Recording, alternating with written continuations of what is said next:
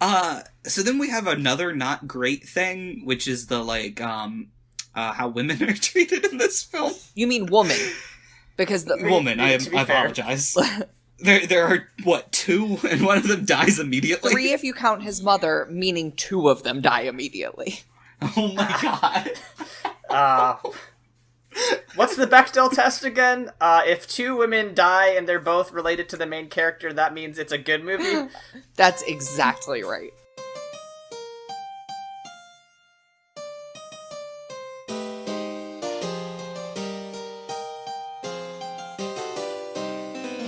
Welcome to My Brother, My Brother's Friend and Me, a podcast where 2 ex-evangelical siblings and an ex-Catholic non-sibling review Christian media and either praise or condemn it.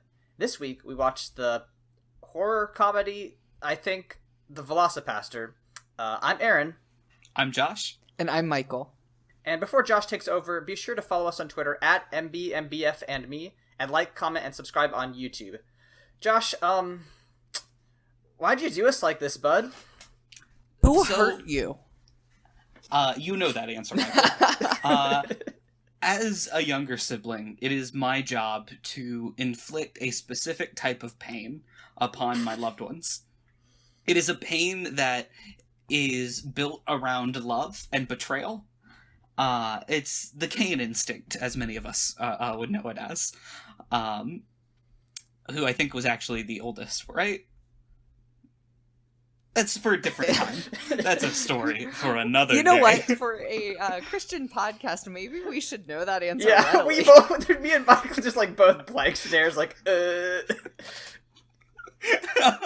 I like that I corrected myself as if people in the comments would, when we're the only people watching this thing. The Velocipastor was sent to me by a cherished friend who said, hey, I think you should watch this movie and possibly use it for your podcast. And I went, you're a genius. You're right. Oh my god. And oh boy, is it a lot of a movie. yeah, that's one way to put it. It is one of those movies that, like, I knew immediately what I was getting in for, and it just...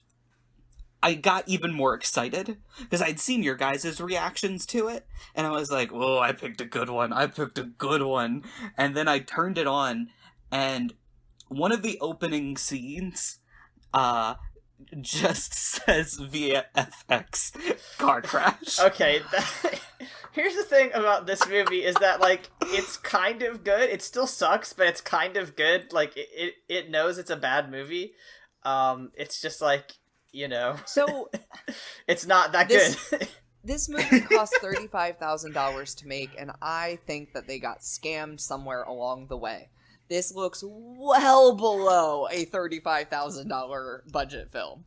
I will say that when I saw that scene appear, I realized what kind of movie it was, and it wasn't exactly what I was hoping for, because my favorite type of movie is one that thinks it's killing it. It thinks, oh my god, we made art. We made the movie. And it's terrible. I love that. I love it so much. I saw Cats in theaters. Like, I love it when the movie tries to do that. Yeah, no. This movie knew it was a schlocky, terrible mess. No, it's not a Birdemic. It's not a The Room. But, like, yeah, no, they're very enthusiastic about their shitty movie.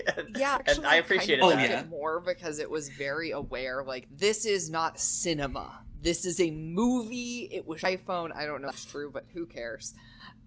And I appreciated how, like, candid it is about what it is, you know? This movie is a couple, like, edits away from you just slapping on one of those old commercials that said shot on iPhone with that really nice upbeat music. Yeah. They would have done that, too, if that thought had occurred to them. This is a kind of movie that had me in the writer's room of... Writer's room. It's an interesting choice Writer's of phrase. room? I'm sorry, they had them in the Starbucks that the group met at occasionally. So I think we should explain the plot. We could there try. There's a plot. It's just bad. It's just very stupid. The plot is, I would say it's a classic Joseph Campbell's story of a hero. Yes, the hero with 1,000 faces. It's a hero's journey. Except one of those faces is a velociraptor. Yeah, which is I wish I knew Joseph Campbell better to just start spouting. God, we don't know the Bible, we don't know literary theory, like, we're fucking miserable. Oh, man, So it starts with the titular Velocipastor, pre-Veloci, just the pastor, and he is walking out of his church in what looks to be a garbage bag? I don't think that's actually what Catholics wear. I think they wear nicer things. Listen, that guy got that outfit at, like, a Goodwill. Like, there's, or like, one of those Spirit Halloween stores. Do you guys have those in DC? Oh, yeah. Yeah. The old Toys R Us I used to work at is now that every Halloween. Yeah, exactly that. The only ones that truly prospered from the Toys R Us death. Just like, the stores that set up in, like, the skeletons of Kmart. Yeah. So he walks out of his church and waves to an elderly couple that we learn are his parents, and this is immediately shot on. It looks like it's shot through an iPhone shooting through a camera, as if they took an iPhone lens, stuck it to one end of the camera, and just let it go. It kind of looks like it was taken from a BlackBerry, I'm gonna be honest. Oh my god, yeah, but like the one that flipped. And then his parents die tragically in the best shot in the movie, which it's so good. It's pretty good. VFX shot. It just I laughed. It's an empty street that says VFX shot, fiery crash. And then it goes from that to the Veloc of just the pastor screaming and crying. Yeah, I mean, it's a good joke. I get what they're trying to do with it. And then, like, gosh, it does come back up later when the guy who ended up killing his parents is like, oh man, you should have seen, there was so much blood. It's just like, it's a completely empty street. So I thought it would have been brilliant had they flashed, like, twice, but they did it, like, 4 times, where they were like, hey, just in case you missed it, this is still fiery car FX. Well, I mean, it's the classic rule of 5s of comedy. Yeah. You tell the joke, you tell it again, you tell it a 3rd time, and then you tell it 2 more times after the joke's old. And then, somewhere in the middle, you explain the joke further. Why it was so funny. Just make sure your audience gets it, yeah. You spent time on that joke. You're gonna make sure they get it. Then we have another great scene that I was scared I clicked on a adult movie when I saw this scene pop up, because it was the pastor sitting with the old man priest, and the old man priest says, you need to go where you don't think God would follow, and if he's with you, then you know he's with you, or something like that. Some dumb shit like that, yeah. He gets this gross smile where I'm like, oh, he's gonna go to, like, a strip club. Like, he's totally gonna go to a strip club. So I would argue the way they do this is worse, because then they cut to China, and then he says China out loud, and I was like, that's not great. Nope.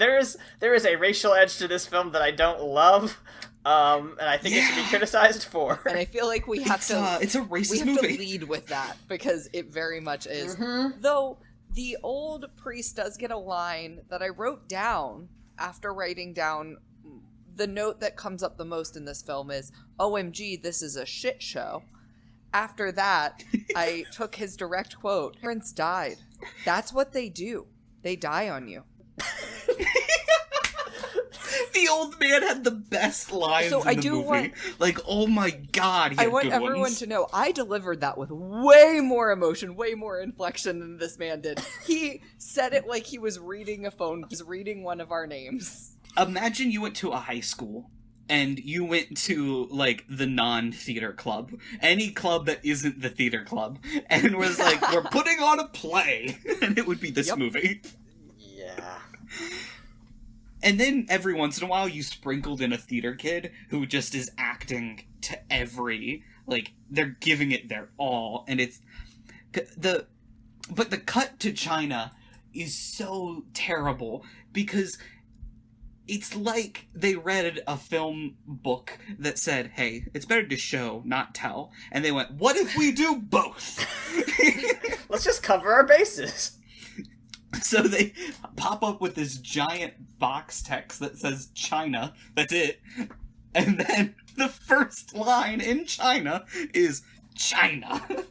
And can we talk about how China is clearly a North American, like, wooded area? I was gonna say, it's a forest in New England, yeah. It's any forest, yeah. Not even super forested, it's like a forest park trail. It feels like it could... It's the same. It could just, like, be in someone's backyard. And I think it is. And I think that's the point. Almost certainly. It's the same forest that comes up 3 scenes later. Of course it is. They only have one set. You're right. And now we get to the, what's the word? The racist bits? Which are any bit that follows this point now. Yeah. We see a Asian woman running, and then she's shot with a bow and arrow that kills her. Mind you, she's in feudal garb, so... Yeah, she's got a stereotypical straw hat. It's really bad. That part sucks.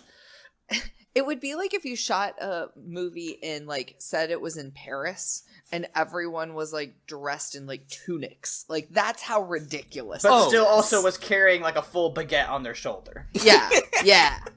And, like, and they had critiqued a handlebar, a beret. Like, it was just... Can we get more I'm gonna be honest, if that movie cut to France, and then he was walking through the wilderness and said, France! And then a French woman carrying a baguette, who was also a mime with also an accordion, ran by, I would love this movie Yeah, no, this more. would actually be a great movie. I think we've just improved the film greatly. Yeah, man, that's really hard to do. And then I was confused by this point where he catches the Velocipastor. Like, he catches, like, it's like an ancient relic gives him a disease kind of deal. Well, he gets his blood on this, like, claw that this woman, like, hands to him, and she's like, please. And he's like, are you hurt? And, like, she's clearly, like, blood's just coming out of her mouth. And, like, that's kind of funny. Like, I'll take that. But then he, like, gets his own blood because he's running from this ninja, which is, you know, they have ninjas in China. That's definitely related. To be fair, this is the most morons. international group of ninjas I've ever seen. So that's okay. That's true. Yeah. The ninja part comes back later, and I kind of come around on it. But at this first part, I was like, "This is extremely racist." And can we just spend a quick moment and say he is the only character in this movie that does not speak Mandarin? That's true. Everyone else just understands it, and he's like, "What do you want me to do? Take this?" And she's like, "No, destroy it." And he's like, "Cool, I'm gonna take it." And she's like, "Yep, that's my dying wish." Mm-hmm. I have succeeded. Great. Oh boy. Crap, what's the immediate scene after that? I'm like too far ahead. Is that when we get introduced to the love interest? It's pretty close. There is like a part where he's talking to the priest, I believe. The priest first. Because he wakes up from like a nightmare, and it's like kind of unclear as to how much of that actually happened, I guess. Like, I was very confused by the nightmare scene and him waking up drenched in sweat only to be completely dry like 10 seconds later. The scene before and after him coming from China, it just like broke my brain of like, I don't know where we are because I mean, I sound like an idiot because they had box text that said China, and then he literally said China, but there was no like Indiana Jones airplane going over the map to show you exactly where it was going. Of course there wasn't. I just wish they had if they had a VFX shot that said VFX shot of plane flying to China, that would have been a good bit. Yeah, except they used their rule of fives already, so they can't do it. Yeah, You're they right, can't you're make right. 6 joke. Like, come on. That's when the joke's not funny anymore. Yeah. Mm-hmm. So then we have another not great thing, which is the like how women are treated in this film. You mean woman? Because the Woman, I apologize. There are, what, 2? And one of them dies immediately? 3 if you count his mother, meaning 2 of them die immediately. Oh my god. What's the Bechdel test again? If 2 women die and they're both related to the main character, that means it's a good movie? That's exactly right. Oh, Okay. but both women have to be unnamed. Yeah, also, yeah, neither of them are named. Oh, God, yeah, there's a whole... what do you call it? B-plot? Because it takes, 20 minutes of the prostitution leading, and, there's, a pimp, and it's not a good watch. I mean, I went on a sex work tirade in my notes, which I don't feel like is perfectly necessary, but I still went on it, and I did enjoy the small moments of her being a nicer person than the priest is. And I really appreciated, she gave the guy money, and, in my notes I put sex worker equals good, priest equals bad, and that's a victory. It was really the story that Jesus taught us, if we really look at it, which is those of the church are in it for the wrong reasons and are bad, but it's the sex workers, the poor, that they are the ones we should be spending our time with. I'm back around. This movie's great. Good. That's the conclusion you came away with. Great. Yeah. I know there's 15 minutes I'm missing, because the next thing I remember is him in the woods transforming and eating a guy. Okay, so I don't know that you're missing that much, because my next note is what the fuck is actually going on. So that might So be what next. happens? What happens is, so we meet this woman who I don't have my names yet, but she's a prostitute. And she works for this pimp named Frankie Mermaid because he's, quote, swimming in bitches, which I did laugh. I'm not proud of it, but I thought it was kind of funny. Anyway, he tells her to go work the park. A man comes up to her and he has a gun. He's like, I'm gonna rob you. And she's like, well, Frankie Mermaid has all the money. And then this priest, for whatever reason, is out at the park. He sees what's happening, and then we have our first transformation. Can we call it a transformation? I have seen bad effects. To call this an effect is mean. It is something. There are shots of a dinosaur puppet. Yeah, Y'all there's- know the inflatable T-Rex puppet thing that every college campus has about 25 of? Yeah, It's basically on one of par. those. Except it's intentionally worse because the proportions are so bad. There's a giant hump in it. There's a giant hump for They, the actor's head. Yeah, they stitched together two of them and just added the rest to the back half. It's so bad. It's really good. We do get a shot of the robber's head getting torn off, and it's just a doll's head that they just sort of rolled across the frame, which again, I thought that was funny. Yeah, it was funny. I gotta admit, around this part, I started taking note that there was great variety in the color of the fake blood they used. That's true. And I mean a chasm where sometimes it is red, sometimes it is orange, sometimes it's neon, sometimes it's dark. You just really never know what you're gonna get. And I just have to wonder how much of this budget was fake blood. A lot, I assume. Actually, no.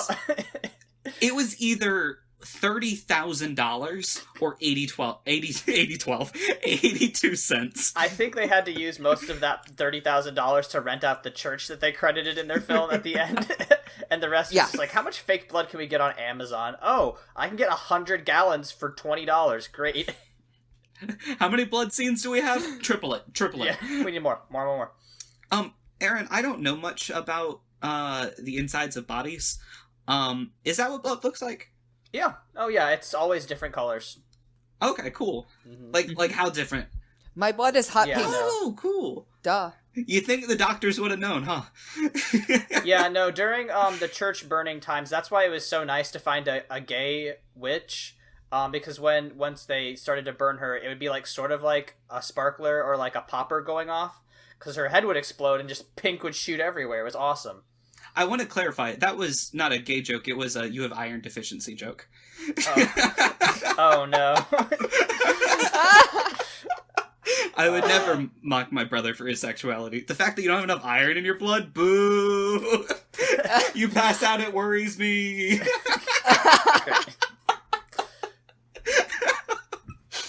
This is already off the rails. I love it.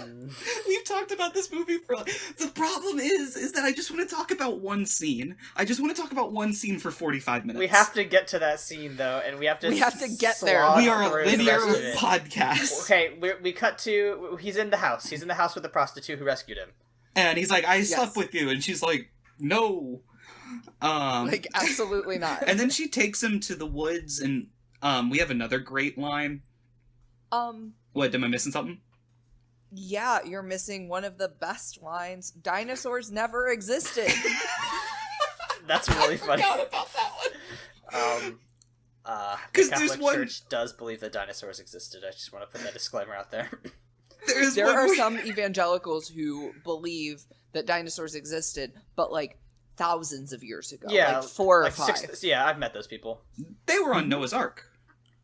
Obviously. It was a fucking bitch to keep them T-Rexes in line, though. Damn. Oh my god. They were hungry. Have you watched Noah? They're all sleeping. Oh yeah, I forgot. Yeah, that dude ate them all. Tubal Cain. I wish that Noah had just been Tubal Cain, just like chopping down on a T-Rex leg. Eating the Velocipastor. Just taking a big And Ham's just like, how did you do this? They're so big.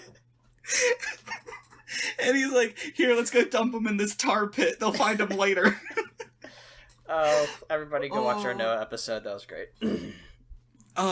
She has another great line where it's like, oh, he's surprised about something, and she's like, I'm pre-med, but no one ever seems to care about that. He goes, you're a hooker? And she's like, and pre-med law, but people aren't as much surprised by that one. Yeah. I love that great. line. I do love him in the dress. They are giving the gays some of what they want. Yeah. He looks like he pulled it off. A skin-tight dress, and that's it.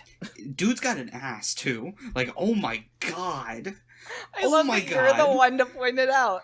He looked like he was smuggling cantaloupes. It was insane. Like, jeez.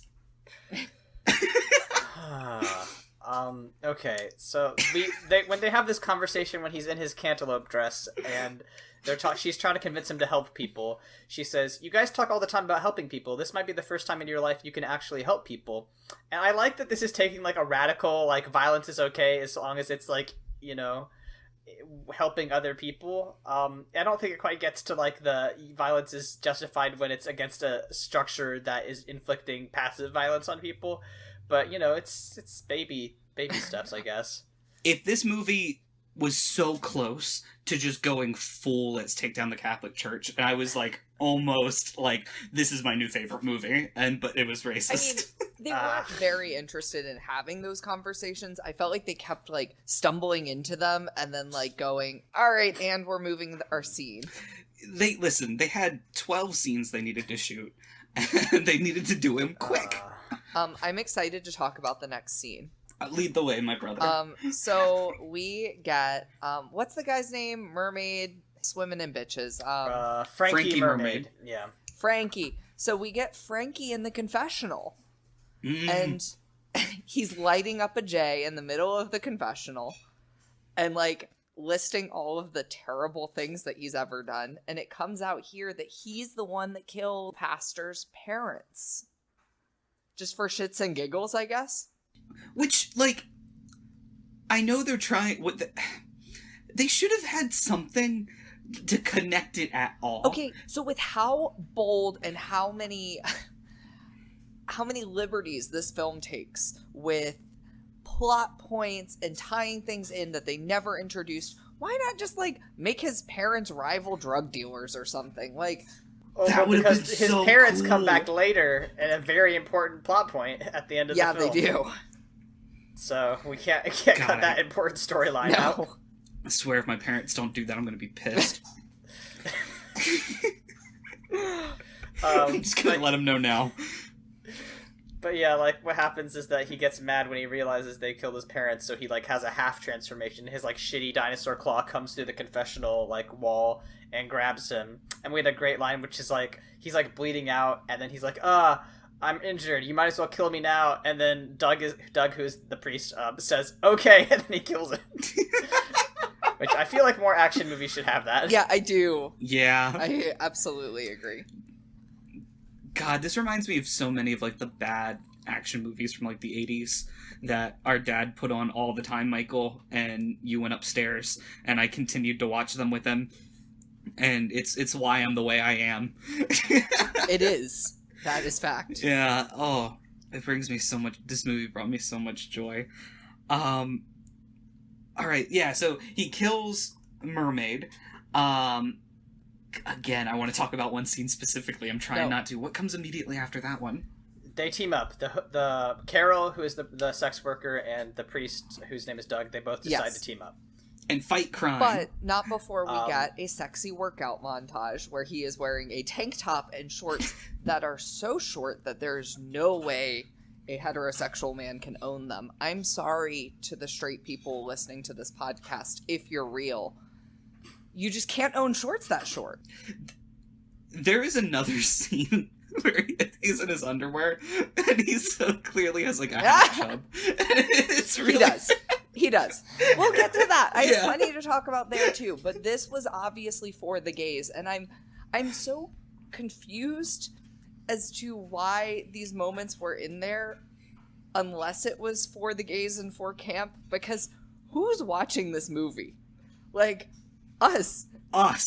We are the target audience. It exists to be on, like, a bad movie podcast. I mean, that's the point. Like, I watched this and I was like, oh, they're giving us a little something. And, you know, I felt like was great. Those shorts are as straight as I am. And that's how I feel. Excellent. The montages in this movie are something so confusing because the screen like splits into like 7 different squares and there's something happening in each one of them, so your eyes keep like dancing around them trying to figure out what in the world you're actually viewing, and it gets really painful. I didn't like that. When I was watching it that time, I'm like, no, this is a terrible movie. This is a bad movie. Michael and Aaron were right. We are right. This is not a good time. The only good part about this whole bit was where they're talking to each other, and Carol's like, I don't know much about God, and then what's his name, Doug, is like, I don't know much about dinosaurs. Well, yeah, up until now he didn't believe in them. That's true. He literally didn't think they existed. And then, like, he starts reading books that are labeled, like, Crime 2 and, like, just dinosaurs. It's, like, it's pretty good. So, I made notes about the books. The books in this movie are hilarious. He reads to her Who's Who of the Bible. I want to read that book now. Aaron, is that what you read for your vows? Yes, that was the one that I read during my wedding. My wife was not appreciative. And then, of course, all about dinosaurs. Stupid. Which is going to be my vows. I hope you know. Like, it's going to just be all about dinosaurs. And mine are both, and that's why we make a great combo. Excellent. So then we have the exorcism, right? We get some references to the evil ninjas, but besides that, the other priest does see Doug and Carol like hanging out together, and he's like, "Oh, that's bad." Yeah, and Michael, I know that you have. I think you only have the same exorcism story that I have, which was shared to us by our father, and we have begged and pleaded for more information about this, and he's our dad, so he gave us 3 sentences, that we know a guy who went to an exorcism, but it was a Baptist one, so it doesn't count. Yeah, those are bullshit. I mean... Yeah, Come on, as someone who is a horror movie connoisseur, Protestant exorcisms don't work. That's not a thing. We're not good at this. You go to the Catholic Church or bust. Gotta leave it to the professionals. Yeah. We have all the equipment. That's why that's what's in the Vatican. Yeah. How else do we pay for all that shit? I mean... That and porn. And the Warrens are both dead now, so we have to go to the church. They don't even have a, like, non-Catholic sanctioned person anymore. They've stopped getting contract work. And you know what? I'm mad go because directly to that's my source. calling. My calling is to be an exorcist, and no one can convince me otherwise. Aaron, can you like put it up the ladder? Can you get me and Michael an exorcist Toilet paper. Listen, I'm sure somewhere on the internet you can get exorcist licensure. It's gotta be signed by the Pope. Yeah, listen, fucking Francis is not that busy these days. I think he's probably fine with just handing out exorcism licenses. The only time I actually really learned about exorcism in my time in Catholic school was the one time when I went on a mission trip, and the priest that was like leading it was telling me and some other people that I went with about an exorcism that his friend saw where somebody's head did turn around completely 180 degrees like in the Exorcist movie. And I was like, okay. Dear listener, me and my brother are currently about an inch away from the our iPads or cameras, and with eyes that say, "Aaron, please tell me more," while he looks away and goes, "I don't know." Listen, Joplin, Missouri was the seed of my doubt when I realized that this Catholic mission trip was much less about helping people and much more about sitting and talking about Jesus with a bunch of other teens. One team who looked a lot like Justin Bieber and who was the most irritating person there. Sounds like my mission work. Yeah, oh, exactly. Yeah. So you guys know. But exorcisms. Because I'm sure the London is going to bug me about this if I don't bring this up in the podcast. The only exorcism story we have is our dad said that one of the people from his church went to it, and the woman knew more scripture from the Bible than he did, and that's spooky, and I like it. I got a little more than you, and it was that she was speaking Latin, and that's all I got. But knowing the person, she could have been speaking any language that wasn't English. She could have just been in my headcanon, it's Latin, and she was possessed by a demon, and look, it didn't work, and they had to go to the Catholic Church. It's going to be a film one day. It's going to be my directorial debut. Good. Great. In theaters. And then we'll review it on the podcast. There we go, finally. Full circle. Can I talk about Vietnam? Can I please? We're not there yet! I just want to talk about Nam. Calm down. Okay, we'll get there as fast as we can. Aaron's gonna be our shepherd. Okay. Aaron is our shepherd. We shall not want. Alright, so we're getting to the exorcism. His other priest friend is like, hey, I don't like that you're hanging out with Carol, or whatever. And then, so he talks to Doug, and Doug is like, I think I can do good because of my superpower. And then Doug says, I think God wants a lot of people dead. And I wrote, I think Doug is a bad person. He is! Yeah. We get to see it. We get the flashback with his parents, and they're all laughing for, like, literally 2 minutes. It's really unnerving. Just him and his mom and his dad just all sort of laughing hysterically about nothing. And then... Well, I have theories about what it's about, but that comes later. Me too. They were laughing at the VFX joke. So the other priest takes him to see this queer-coded man named Altair, and then Doug is like, wait, why are you taking me to not a priest? And the other priest is like, sometimes we need evil to fight evil, Doug. And then Doug says, but that's what I just said. And then the other guy says, this is different. Again, pretty good. Good line. Good line. But then Doug is like, oh, hey, you could just call me Father Doug or whatever. And Altair says, there's no fathers here, kid. I wish they would have leaned in and, like, he called him Daddy or something. That would have been good. Daddy Doug, it's right there.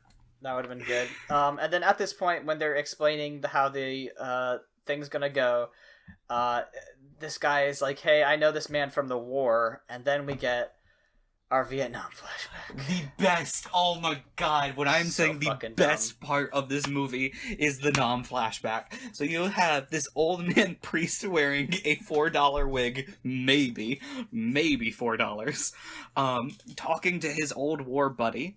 And they have this what felt like 45-minute conversation about how when the old pastor guy was going to make it out of Nam, he was gonna meet up with his wife, girlfriend, and they were gonna have 5 kids. No, 11 kids. And he was gonna name one after his old war buddy, and he's gonna look at his kid and say, you know why I named you after my war buddy? Because he always smiled. And he made it through Vietnam without getting hit. And of course he then immediately dies. And then also his girlfriend shows up, or the priest's girlfriend named Adeline shows up literally seconds later, and then he's like, why are you here? She runs towards him and is also just vaporized. She steps on a landmine and just... And she's vaporized, but no one around her is harmed. Like, no one around her, not a scratch. If you've seen the crappy Amazon Prime show, The Boys, it's that opening scene. God, that show sucks. Sorry, I just hate that show. It just vaporized. And this Father Stewart is just covered in blood. It's hysterical. Walks up and says, I don't think she's gonna make it. There's no body. It's this scene is one of the most perplexing scenes. I feel like this maybe was the first thing they shot, or the first thing they planned, and everything else was retroactively fitted to this, because nothing else makes sense. I mean, this movie is actually based on, like, an internet video that came out, like, I don't know, in 2011, I think. So you're not that far off from it being reverse engineered from something. I'm just gonna say, if I found that Vietnam clip on YouTube, I would watch it a billion times, and I think I will. I think I will pull it up whenever I'm sad, or Whenever I have you finals, tweet about which being are the depressed, same I'm gonna emotion. link that to you. Thanks, man. It's really funny. I don't think she's gonna make it. It's really good. Oh boy, my brother's so disappointed in me, guys. He's so disappointed in me. This is like my high school all over again. So, all right, we go back to the exorcism. I'm very confused at exorcism. And what I mean by... It's like a tarot-based exorcism. So it's a tarot-based exorcism with, like, Egyptian artifacts. And, like, a Catholic priest. There's a lot going on, and I just... My thought was, don't you kind of want to, like, pick a lane and stay in that lane? Like, inviting too many people to this party seems like a bad idea.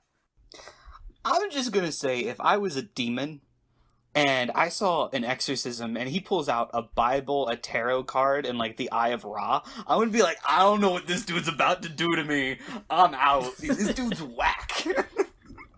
I'm not gonna stay with I'm just gonna go find some kids playing D&D, fuck this. Yeah, you know what? I think there's a dude praying to Baphomet. I'm just gonna go see what he's doing.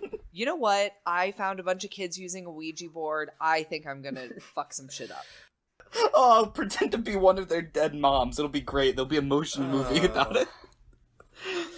Oh, and then the kids will sue, and there'll be a whole court where they have to prove ghosts are real.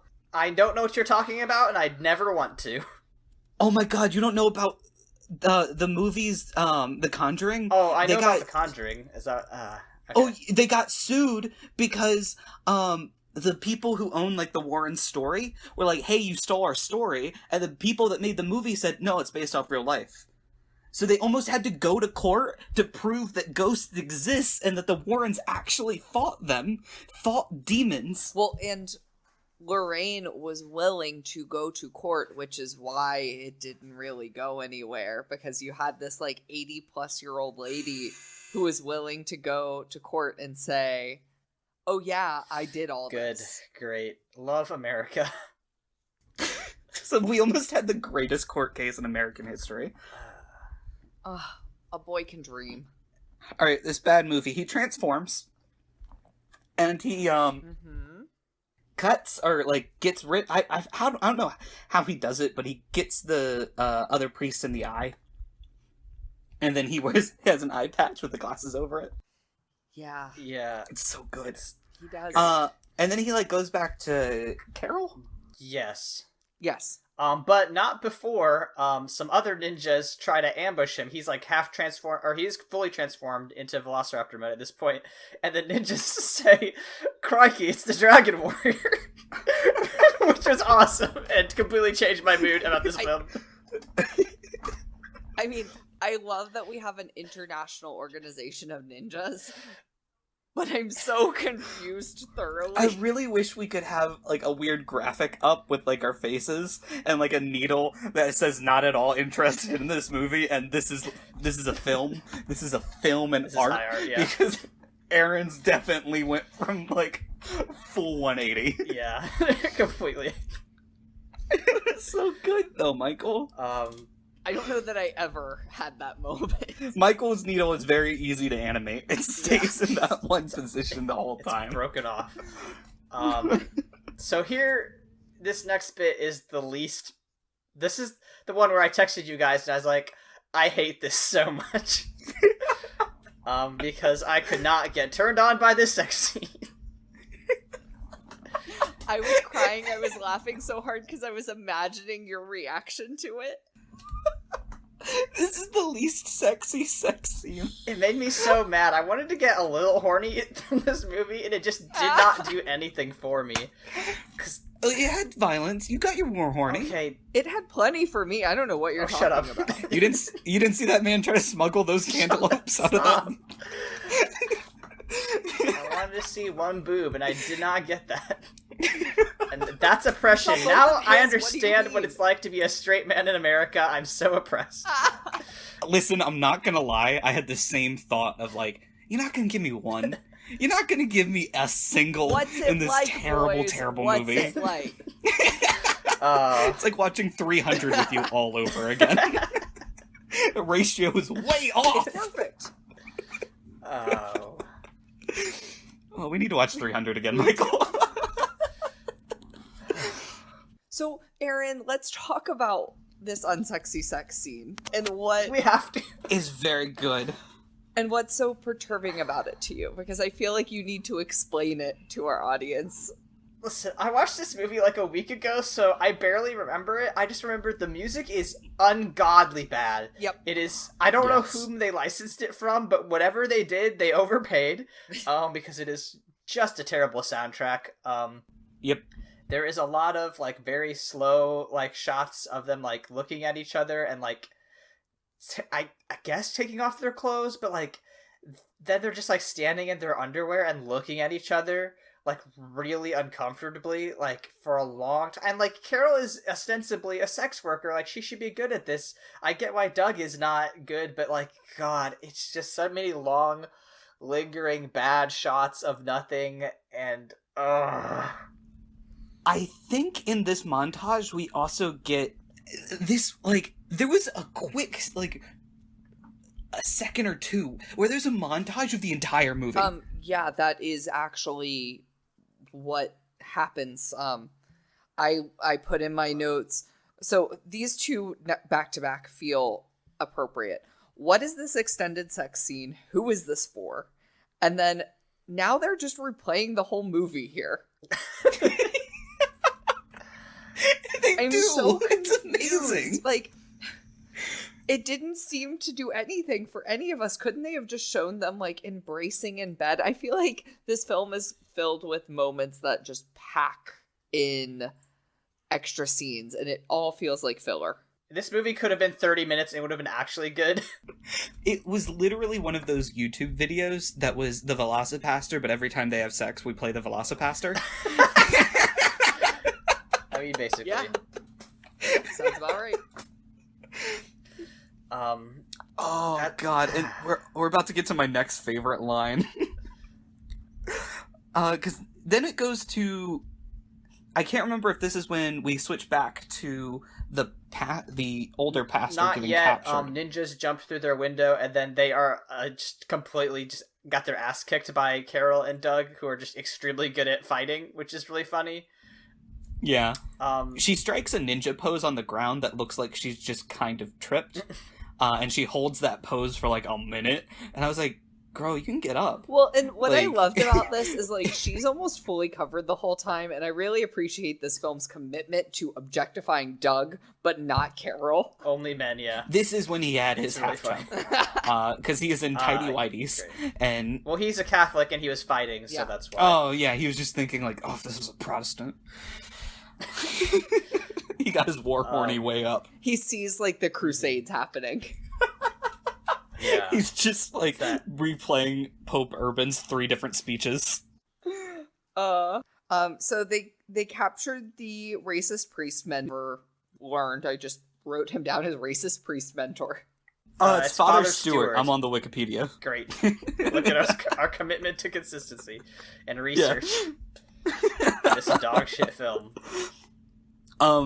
We then have the master plan revealed, which is that this organization is trying to, correct me if I get this wrong, distribute very addictive cocaine and then stop so that everyone goes to church. So they joined And a help then- group, yes, a Christian-based health group. And then question mark, profit. A manifest destiny, that's what we're doing here, was the quote.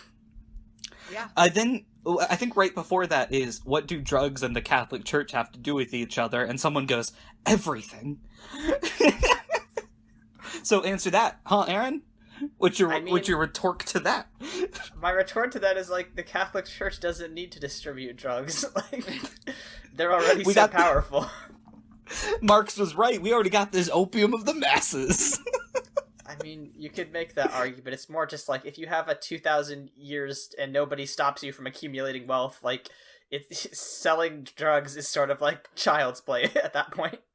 If you take South America, flip it upside down, grab all of the gold, and then just chill for another 1,000 years, you got a lot of money. You get Yeah. a lot of interest on that. Anyway, yeah, fuck Father the Stewart Catholic gets Church. stabbed with an arrow for some reason, because he, I guess, doesn't want to sell coke. Well, and he's also against, like, the forceful conversion. Like, you can't make people be Christians, and I'm like, this is a very odd take for a priest. Maybe it's my evangelical background showing, but I'm like, this feels like the opposite of what any religious leader in a church I went to would say. I mean, I feel like Catholics honestly didn't have that much evangelism. It's not really our focus. Yeah, you guys like ritual more than that. We love to tell people what to do. We love Yeah, a good you guys ritual. got all of that out, like, in the 1500s, though. Yeah, we already did the conversion by the sword. That's why we have a city in California named Los Angeles. Sorry, every indigenous person ever. Yeah, I feel like me and Michael owe another sorry, because we're, like, that pure, conquistador energy. Like, we are the Yes. colonizers. Oh, boy. I do Rip think every like country. we do need to talk about these magic arrows they have that instantly kill people. So Yeah, if you stab someone with an arrow, that's not a one-hit kill, homie. I mean, I'm not a doctor and I don't proclaim to be, but I just don't think that's quite how wounds work. This goes on to one of my biggest pet peeves in old war movies that I watched endlessly with my grandfather, and that no matter the setting, no matter if you're a Roman centurion with bronze armor and you're fighting against the Britannic tribes and they shoot a stone arrow, it just goes through you and your friend behind them. What do people think archery They think is? it's like out of Taken. Oh my god. Or not taken, Wanted. Oh yeah. Where they shoot and the bullet loops around. Nope, it's out of Taken. It's out Liam of Taken. Neeson with his It's face got painted blue, driving a chariot, slaughtering Romans. Yeah, that was my favorite Angelina Jolie movie. Anyway, so the Carol and Doug are like trying to figure out where these ninjas are, and they say, "Good thing the ninja told us where the hideout was before he died," which is nice. I love the legitimately writing in stopped this taking movie. very thorough notes here, and it's just more commentary. So like, I don't have much to add past commentary from here on out, boys. This is when we have driving Miss Daisy to heaven, right? We have a weird fight scene. It's like pretty wild. Okay, because like I know that there's the ending fight scene that goes on for a minute. Like, it takes its time. But isn't there... I might be getting ahead of myself, where he is in the car with his parents in heaven. That comes right... There's a big reveal in the middle of this fight scene, I got you and now. then we get that. We get the fight first. Yeah, because we get the reveal that the, as the Wikipedia article calls him, the White Ninja. Yes. Which... Who has, like, been the sidekick of the main the Asian Michael's ninja. so mad. Is actually Doug's brother. So, yeah. Even though earlier in the film, his dad says, "You're my only son." And then, like, the camera pans over in this flashback, and then this other ninja who is named Sam is just, like, standing right there, just fuming because his parents don't know he exists. And also... So what they're laughing at is obviously the fact that, like, they're just making fun of Sam. That's obviously what's happening. Him. Listen, I get it. For years, and I'm going to go on this rant, and Aaron, you're going to have to cut it out. Get a drink. Yeah, for years, I saw a car change colors. It had cool paint that changed colors. And I told my brother and dad about this cool car that was driving next to us that changed colors, and they have mocked me for the past decade for it. So I get it. Michael, I'm going to try to kill you with a magic sword. With love. I'm ignoring you. Aaron, with love, would you trust my brother if he said he saw a car changing colors? It changed colors! He's not the most trustworthy of sources. It wasn't like that. It was like the angle you looked at it. It was cool. I'm sure you believe it was, Josh. Oh my god, I have 2 older siblings. I'm losing my mind. Oh, if you thought this movie was a bad pick. You forgot, Josh, I'm also an older vault. sibling. I have a lot of experience antagonizing somebody exactly 5 years younger than me.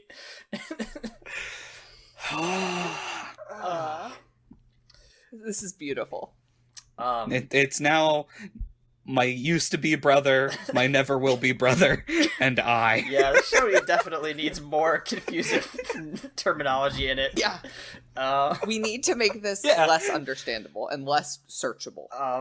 So the thing about this fight scene, while Doug fights his brother by himself, is that Carol is just in the background just owning people left and right, which I thought was great.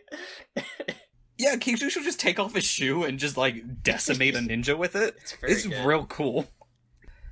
And then he uses his, like... So the brother pulls out a sword and says, the blade of my ancestors shall not have your blood on it, and throws it away. And then, through some, like... I think he used, like the Force, like, to get the sword. Yeah, it's some Star Wars shit. Yeah, Doug gets the sword and says, your ancestors are my ancestors, which is a fact. And then, doesn't he use it to stab his brother? He stabs Sam a lot, and orange blood gets in his mouth, is my notes. I obviously was not paying super close attention, because all of this feels like new information except for the orange blood. The orange blood I took copious notes on. Great. Michael's notes are, man, that dude fills out that dress nicely. And orange blood. And then 87 pages of how bad the blood was. That's all I got. Yeah. This was growing up with Michael is like, of just like endless forensic murder shows. And that dude fills out that dress nicely. Which he did. That dress looked good on that dude. Aaron, don't get mad. You know we're right. I literally didn't notice. Oh my god, you're a liar. I have a lot of internalized homophobia. That's what happens when you grow up as a Catholic in the Midwest. I'm sorry, I'm not allowed to look at men. Every time there's a scene with Doug looking sexy, Aaron has to close his eyes. It's like a reflex. I have to go get my whip out. He quotes the Bible to himself with his eyes closed, only the Paul parts. Oh. The Lord is my shepherd, I shall not watch this juicy, juicy ass. Yeah, and then he's like, please show me a nipple, please show me a nipple. Not that one! Anyway, Carol gets cut in half by one dude with a sword, I guess. Yeah. And then Doug transforms into we get to see the Velocipastor in all of its glory in this shot, and it's bad. And this fight scene is bad, not even fun. No, it's very boring. Because it starts with all of the ninjas, like, kind of being touched by his tail and, like, being thrown around. But for the most part, it looks like they're just doing a ritual dance around him. Yeah. Like, if you told me this was a Catholic tradition based off of... Yeah! Michael just shared a picture of Doug in the dress in the Skype chat. And I can't tell if Aaron's quoting Bible verses to himself. Hold on. My net filter doesn't let me look at attractive men has popped up. Aaron's never seen my face, you guys. Yeah, it's hard. I don't know what Michael looks like, unfortunately. It's like just having a conversation with me. Oops, I accidentally sent several pictures. Oh god, this is my favorite podcast that I didn't mean to send yet, but they will become relevant shortly. This is a shit show. Okay, he does have some pretty impressive hamstrings. Alright. We did it, Michael. We did it. Look, I am who they always warned you about at Bible school. The gay looking to convert all of your children, you know? I just wait until they're adults and send them photos of a man in a dress. That's all it takes. Michael's been trying to pray away my straight since we were, like, in high school. Like, it's been an effort. If you want to listen to our last episode, you can hear how Michael personally brought down several different congregations. So proud of you. True Antifa hero. So then we get some really fun scenes of the Velocipastor ripping heads off and ripping arms off that aren't funny anymore because we've already seen it. Again, this movie should have been 30 minutes. It would have been amazing if it was 30 minutes. You could cut out all the racism. It would have been amazing. Yeah. It would be 10 minutes of film if you cut out all the racism. If it was only and the nom scenes. We got to keep the nom scenes. The nom scene was pretty good. So are we going to talk about the mannequin head and how we like have long lingering shots on the mannequin head, or am I jumping ahead? Because that's my next note. I think that listener, this is now part 2 because it's going to be 4 hours and 30 minutes as we discuss the fact that they just didn't at all try to swap between the head and the mannequin head. Nope. Oh boy. The only way it could have been worse is if we literally watched a director come out and say, all right, get the dummy out. And then everyone... Here's the thing, I don't know if I'm remembering this correctly, but I feel like they did like roll a head across the screen and then like the guy picked it up. That might just be my wishful thinking, but I feel like something similar to that happened. Yeah, you're not far off, He like screams with the mannequin head in his hand. Mm-hmm. Doug does a lot of like scream work that I don't think I ever asked for. I don't think it was even in the script. Like, that's just what he brings. Like, you listen, you're getting this actor, you're getting 3 things. Lots of screaming. Lots of... Is the actor not the director? No. He's not? Okay. I thought they were the same person. Yeah, lots of screaming, lots of laughing with old people, and just a butt that refuses to quit. Like, that's the 3 things you're getting. I can't remember how he kills the, like, quote-unquote big bad. Literally rips his head off. Okay.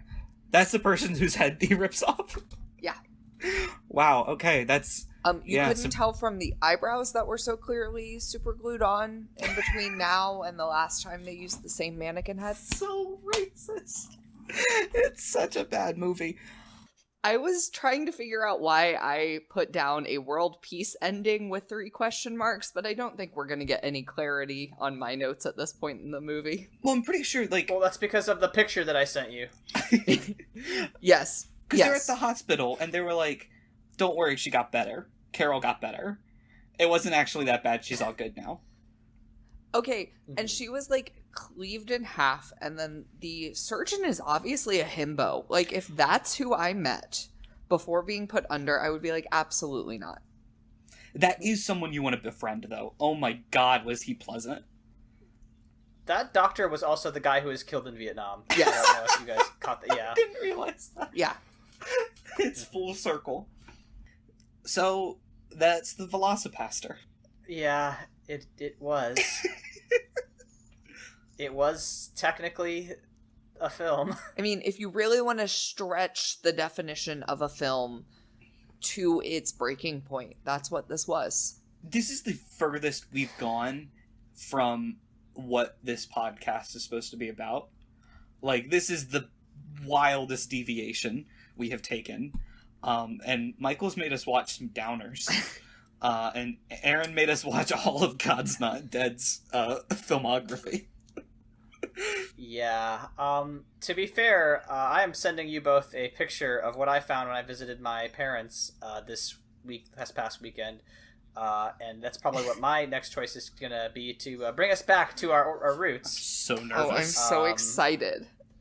Oh. Gentlemen, you all know that I last year did a podcast about the book Left Behind. However, Left Behind, the book, was also turned into several movies. I found the original first one at my parents' house.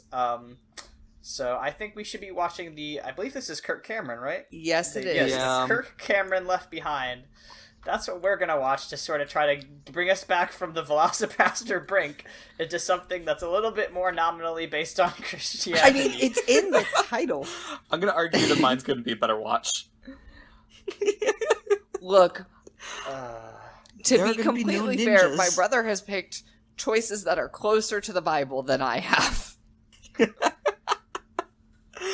Yeah, we all get a little bit wild sometimes. I still have not forgiven you, Michael, for breaking up the Cast and Crowns album. How dare you have You have to, listened dilute that? it with good music. Yeah, I'm how sorry, dare I you, have Michael? taste, How dare coward. you put a little bit of Kool-Aid into the poison? You should have burnt with the rest of us. That's right. I'm pretty sure I watched this movie with my dad and had nightmares for a week. Oh, did you? Good. I'm glad you've seen it. I have seen it several times. Oh, good. Excellent. I'm glad we'll all be able to talk about it. The last time I saw it was probably when I was in the 6th grade and super obsessed with Left Behind, and we watched it on VHS, I believe. Good times. I mean, Good times. I refer to it as the Apocrypha because our church growing up loved to talk about it like it was the secret ending to Revelation. It was like if our church was like a really weird mom and pop blockbuster. It was like, hey kid, you want to see the real ending of these movies? Come over here, come into the back. I'm gonna show you Blade Runner's 48 different editions. But it's like if you were in like a Wicca cult or something, and they're like, "Hey, hold on. Listen, I understand that Wicca has like a long history, with actually like a lot of interesting stuff behind it. But have you heard of Harry Potter?" It's down to as the problematic. turfdom. Yeah, exactly. It's good shit, and I'm excited to watch the Kirk Cameron Left Behind, and then maybe in a couple months we'll watch the Nick Cage Left Behind, which I have not seen yet. I have also seen that one. Oh my god, Michael, you're so good! I can't believe you. I have as well. We have the same parents. Okay, well, you know, maybe we should just watch the Nick Cage one, because I don't think this Kirk Cameron one's good. No, it's not. I might just watch I just might watch this one on my own time and then compare them, because I hate myself. We're gonna get a group phone call, me and Michael from Sierra, and she's gonna go, this asshole has only been playing Left Behind movies for the past week, and he keeps saying it's for the podcast. God. Yeah. My wife already is angry enough at me for my bad projects, but it's fine. Oh my god, man. I mean, where does one, to bring it back to Velocipastor for a moment, where does one even go with rating this film? I mean, I would rate it XXX, as rated by an all-Christian jury, which is the film's opening shot, which we didn't talk about. There's nowhere to go from there. I think that's the perfect rating. It's completely unrateable. It's a ridiculous bad film. I thought for sure you were going to give it a why, because you're questioning why it was made and there were 0 female nipples. Mm-hmm. Yes. They could have given us one. One day we'll be able to see women objectified, Josh. Yeah, Aaron, we gotta find. Listen, we gotta. Next movie, I'm gonna find. Please don't make that threat. You guys are going to hate dearly. I held back. It's gonna be a bad time in 2 weeks. Yeah, because Michael's a robot. He's gonna make us watch some more emotional nonsense, and he'll be like, "It was really funny," and meanwhile, Aaron and I are just crying. No, he's gonna make us watch something like horror, and we're both gonna shit our pants. It's not gonna be fun. The Conjuring has nothing to do with the Bible, Michael. Disagree. I literally don't know if I can watch The Conjuring. I don't know if I can participate in that. I've seen it once, and I screamed so bad. 13-year-old girls behind me afterwards went, "Oh my god, you guys hear that dude scream the whole time?" Yeah.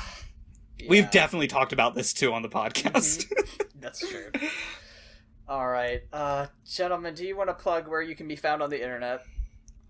I can be found on @greenhistory, and currently searching up the world's worst Christian porno to try to torture my friends with. I can be found on Twitter @MichaelsDiamonds, and I am not doing any of that. I'm going to torture these gentlemen with a horror film.